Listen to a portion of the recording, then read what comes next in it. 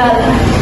Ideologi radikal adalah paham yang menginginkan perubahan drastis dan menyeluruh pada sistem sosial, politik, atau keagamaan hingga ke akarnya. Seringkali menggunakan kekerasan dan menganggap pandang mereka berbeda.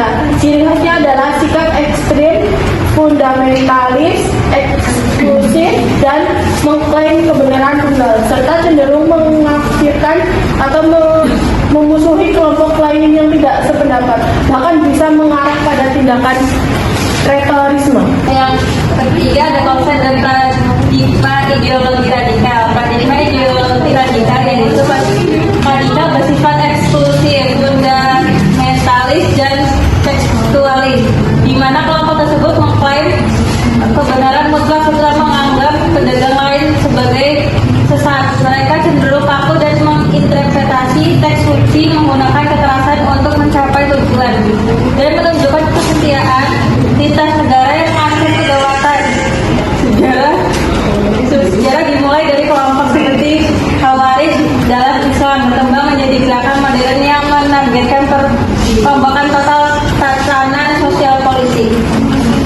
Yang D, Pancasila dan tantangan ideologi radikal. Ada 4. Yang pertama, Pancasila sebagai ideologi bangsa, yaitu nilai-nilai yang terkandung dalam Pancasila menjadi cita-cita norma dan menyelenggarakan negara. Yang kedua, ada radikalisme sebagai ideologi, yaitu aliran yang menginginkan perubahan dan pembaruan sosial dan politik dengan cara kekerasan dan drastis.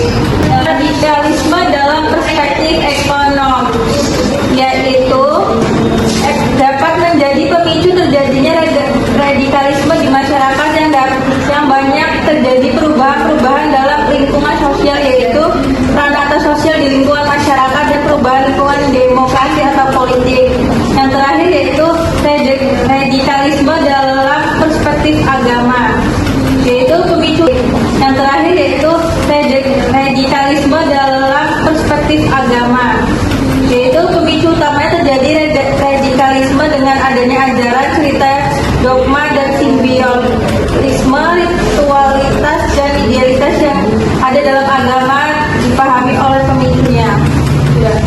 Selanjutnya itu adalah E, dampak negatif ideologi radikal di Indonesia. Ideologi radikal terutama yang bertendensi pada kekerasan, ekstremisme, membawa ancaman serius dan multidimensi terhadap fondasi negara Indonesia yang dibangun di atas prinsip Pancasila dan Bhinneka Tunggal Ika.